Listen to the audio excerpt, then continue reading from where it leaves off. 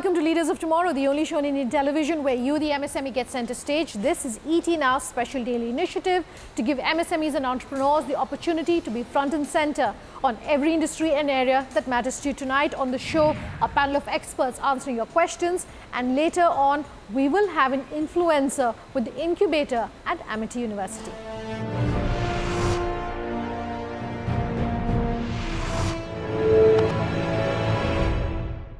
Every week we have experts coming into studio to answer the questions that our viewers sent to us. Tonight we have two such experts, Sushanto Mitra as well as Prabhakhar Dalal, coming into studio to answer some of the questions that you sent us. Take a listen. A lot of questions tonight that have come in. Sushanto, Mr. Dalal, thanks for taking the time out tonight. Our first query is coming to us from Vivek Gupta. Vivek says that his question for our experts tonight: how do you manage business on one platform? Because ERP solutions is very costly. He says distributors like themselves face a lot of challenges in terms of sales, in the purchase of goods and follow up with clients. He also says they require good IT backup and tools where they can manage business more effectively, and his question is how he's able to go about doing that.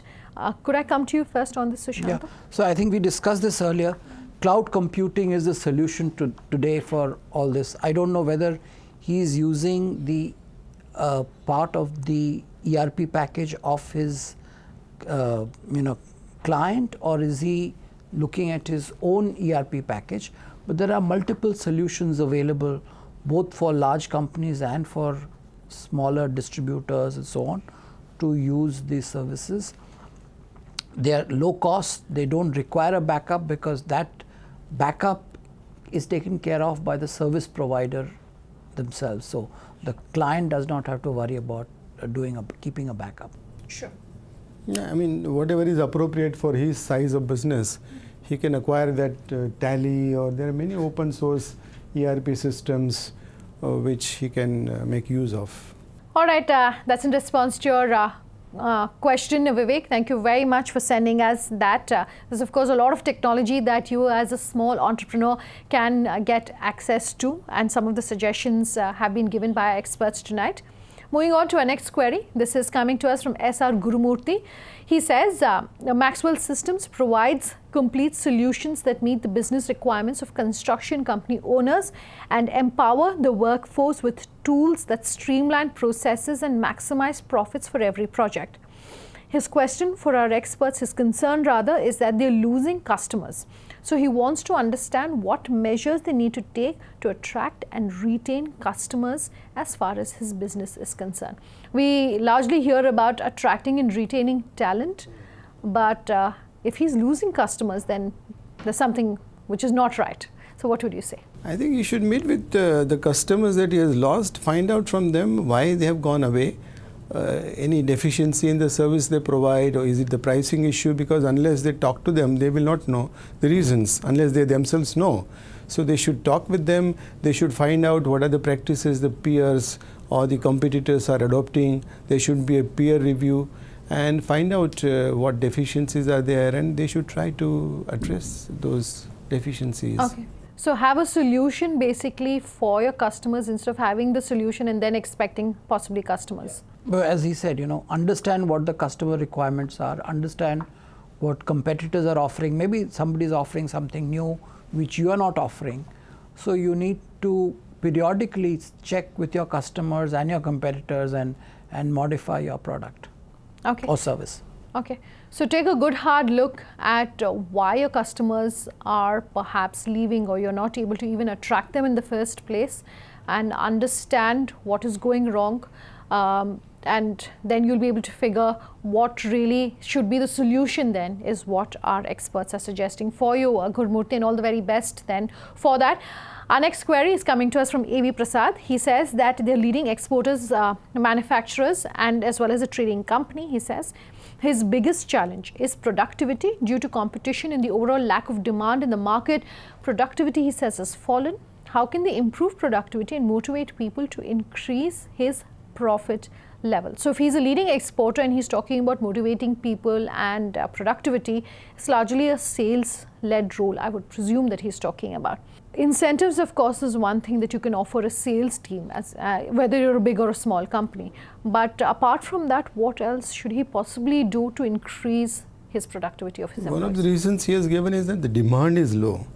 If the demand is low, then I think you should look for new, apart from motivating the people within the organization, you should look for new clients, new geographies, and try and get more orders.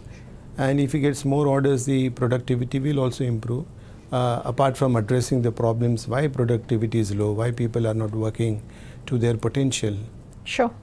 Sales training is another thing that he could explore, because sometimes the lack of knowledge among salespeople can lead to low sales. So if they have more knowledge about the product and their customer requirements, maybe they can do a better job.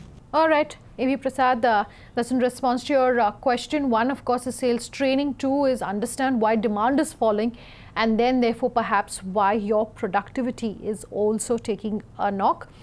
Our next query is coming to us from A.B. Madhu. Madhu says that they're manufacturers of hydraulic steady rests, self-centering steady rests, and steady rests for different industries. He says his issue is that they have not been able to avail OD facility from his bank, even though they have a good track record. What is the suggestion? Are banks now looking more favorably at smaller businesses? Have things started changing on the ground? And he's saying OD, which is something that he should be able to. Yeah, he should be. So whether he's maintaining proper accounts, whether he's showing profits in the books or not, he may be making profits. I'm not saying about him, but generally when they are not able to access facility from the banks sometimes are not satisfied with the accounts which are being maintained. So one should be upright, maintain proper accounts, and I don't see any reason, if the track record is good, they are making profits and they have good business plan, why should they not get the OD facility? All right. That's in response to your question, Madhu. There's no reason why you shouldn't be able to access an overdraft facility. So perhaps ask for specific reasons from your bank about why you're not being able to, if you are saying that you have a good track record when it comes to your banking needs, as well as the way you work with your bank. Our next query is coming to us from S.J. Joshi. He says they are exporters, manufacturers and suppliers of laundry machines, garment dyeing machines and fabric finishing machines. He wants to know how they draft an agreement with vendors and clients so as to secure payments when clients are always delaying payments. He says a lot of competition in the market also exists. So how do they face competition and grow their business? Perhaps let's for now focus on the first part, where he's saying that he wants to even talk about how you draft the agreement. As a small business, how how much of detail that do you go into to ensure that your clients are paying you on time, your vendors then also are being able to meet the kind of requirements that you have, because you don't want to risk losing business and them going to maybe a bigger business. I think very subtly you should put in the agreement that the payment is to be made within 45 days, and beyond that X interest will become applicable. I'll just quote you that utility, like your electricity bill and all. In the past, people were not paying for 3 months, 4 months, and nothing would happen. Now they have started putting that if you pay by this date, this amount, and beyond this, if it is say 500, beyond this date 700. So they know in advance, and people have started paying all the utility bills on time. Okay. So I think certainly you should put in the agreement that credit up to this period is available. Beyond this, interest will become. So if you're a small business, you're saying don't be afraid of enforcing your contracts. First you put in the agreement, but again, depending on, he can point out that this was already provided for in the agreement and he should pay for it. But if he's losing the customer and the amount is very small, then he has to take a call whether he should enforce it or not. If he's going to lose the customer. Sure. Do the startups that you interact with also perhaps have these concerns? Well, they have the same problem. Collections is a huge problem in India.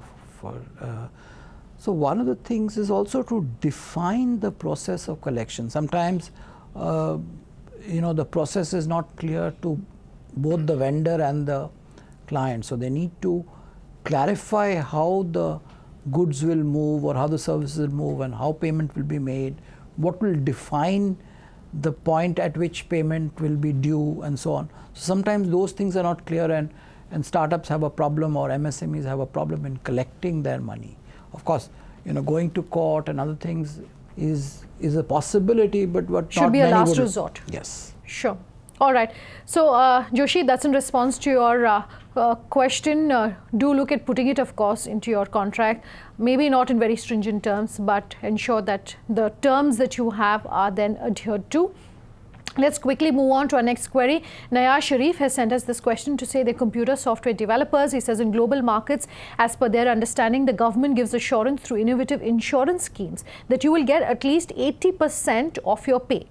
His question is, can we see such policies in India, especially for the MSME segment? Also, for large corporates, there is room for a bailout option despite sitting on a huge debt pile. Why is there nobody to assist the MSME segment? Is it true about this 80% payout and the assurance? Is it possible to assure businesses? No, what he's trying to say is that in foreign countries there are policies, but I think perhaps he is not aware. I'm not sure whether he is aware or not. There is an ECGC, Export Credit Guarantee Corporation of India Limited. So they do provide various types of policies, and especially for SME sector. Okay. We don't know if he's an exporter though. So since he's mentioning that foreign insurance companies provide for that, if he is an exporter, then of course he can avail of ECGC policies meant for SME sector, where they cover both political risks as well as commercial risks, and up to 90% it can be given. Now if he is a new exporter, then initially they might give 75% and they may increase up to 90%. All right, Nayaz, that's in response to your question. There are some schemes, like Mr. Dalal is pointing out, like the ECGC, etc., which ensure that you are covered to a large extent of your contracts. So do look at those options, and both government bodies as well as others are looking out for the MSME sector. So that's in response, of course, to the question that nobody is assisting the MSME segment. All right, on that note, Sushanto, Mr. Dalal, thank you so much for taking the time out tonight. Thank you. Time for a break. On the other side, I'm in conversation with the head of the incubation cell at Amity University. Do stay tuned.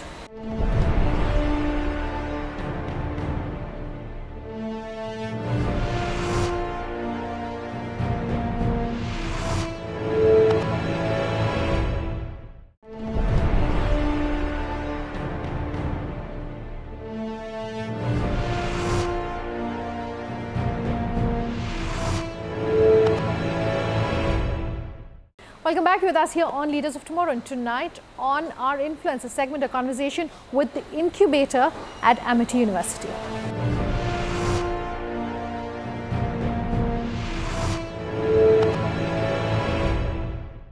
Incubators play a very crucial role when it comes to the life of a startup, more so if it's associated with an educational institution, encouraging more students and startups, of course, to start out, to think big, to think disruptive.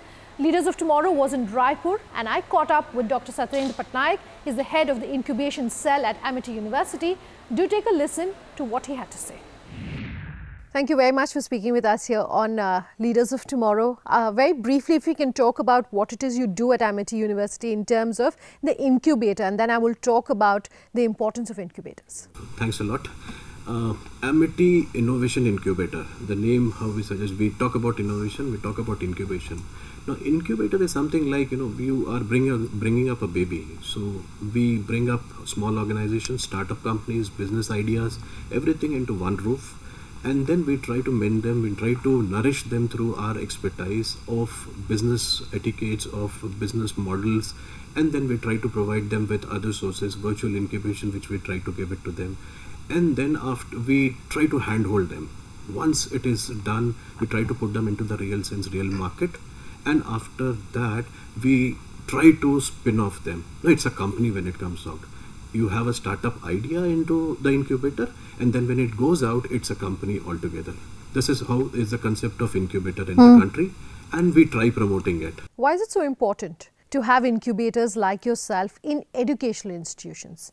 See, that is the basic step. How you study at organizations, study in the institutions, study at universities, but what's the need of it? Either people are getting into jobs, people want to get employed, but nobody talks about self-employment, nobody talks about giving employment. That is the novelistic concept which we already have, and we think of doing all those things.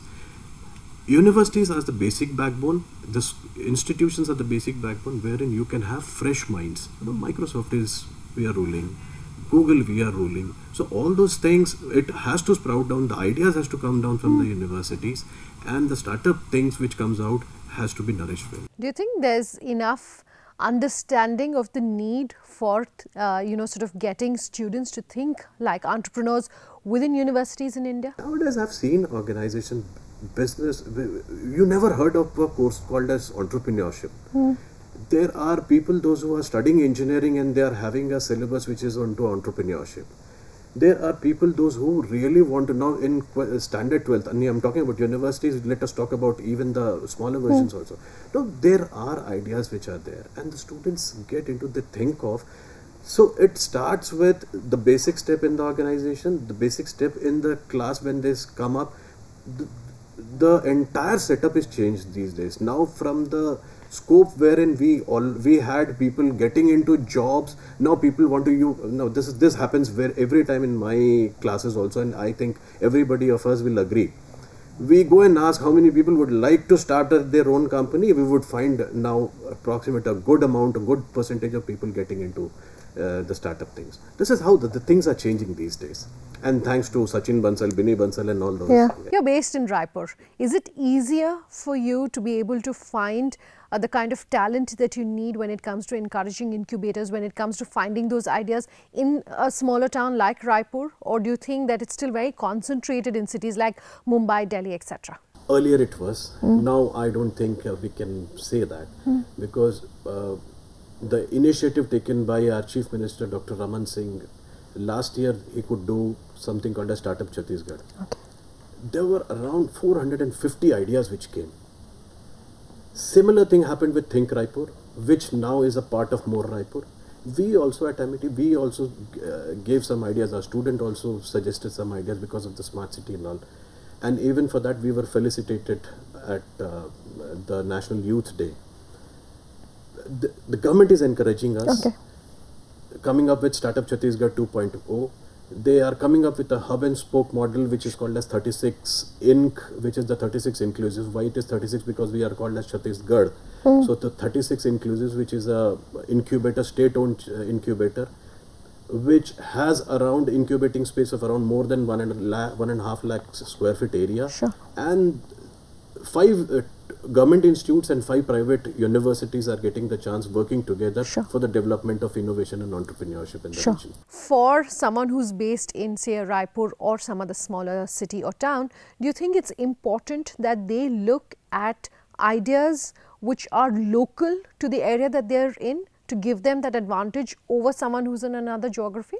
Know that Chhattisgarh is the only state wherein we are the highest producers of tamarind.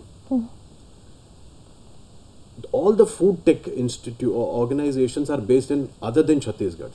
So this gives us a geographical advantage, and this is a part of tribal thing where lot in medicinal plants are also there. So we have to stress on, we have to depend on the local populace to get it done, which would eradicate the overall development of the state even. I want to talk about a very interesting fact that I found out, that it's very easy to start a business in a place like Raipur. From the time your idea goes into the time you get all your licenses to start, it's about 3-4 days. What is Raipur doing which other geographies can learn from, that other states can learn from? That's how it's all governmental things. So we get a huge support from the government of Chhattisgarh. When we have made a single entry system, the government has made a single entry system wherein we have to just go to the Department of Industries, and there are people set up who actually do it for us. Sure. That's the support which we get from the government. All right. So I have one last question for you then, Dr. Patnaik. We've spoken about the advantages of having a product which is local to the area you're based in. We've spoken about the advantages of being based in a place like Raipur. I want to flip this around and talk about the challenges for an entrepreneur who's based in a place like Raipur, who's based in a place like Indore. And from your experience, what sort of advice do you give them about how to overcome those challenges? I think the biggest challenge which we have, now the country is running for e-commerce, which we really face a problem because of the technical institutions. We do not have, we have technical institutions, but they are not well versed or well enriched with the system which they have. So we have to depend either on Hyderabad or for Bangalore or for Silicon City. That is what I would suggest all the people, those who are really graduating from here, to stay back, be the sons of soil, and help us out in things so that we can make a prosperous Chattisgarh and a prosperous, innovative, entrepreneurial Chattisgarh. And digital, of course, is changing the way everyone is doing business. So no matter where you're based, you can use digital, you can use technology to be able to reach the corners of the country. Part which has to be done, and that is what it's a commitment, I must say. Sure. If you are a part of it, you have to spend some portion of your life, and you have to come. I think everybody is doing. Even Google people are doing it in the country. And Amazon, of course, and the likes of Flipkart have leveled the playing field for small and big entrepreneurs. It's a case study, everybody is talking about Flipkart. Definitely, I have ideas, every day I'm getting ideas from the students where they are talking about saloons. We always talk about saloons, but we never thought of that e-saloon probably, wherein you are booking through an app and the next day morning you can either go directly enter inside, or that person is at your home with. So Javed Habib and all those guys, if they have the centers here, they're definitely doing it. Sure. That's the benefit of e-com. We need to have developers, we need to have technical guys, and the commercial guys are always there. It's a teamwork where we work. Sure, great. Thank you very much for your time, for taking the time out to speak to our viewers who are based in places like Raipur about some of the benefits really of being based in a place like this, and also your personal experience of having worked with incubators. Thanks for your time. So nice of you. Thank you. Completely out of time in this episode of Leaders of Tomorrow. If you have any feedback for us, you can always write to us at leadersoftomorrow@timescript.com. On social media, tweet at me at Sunanda_J or LOT_ET now. On Facebook, our page is at Leaders of Tomorrow on ET now. We love hearing from you, so do keep your comments coming in. Thanks very much for watching. Have a good night.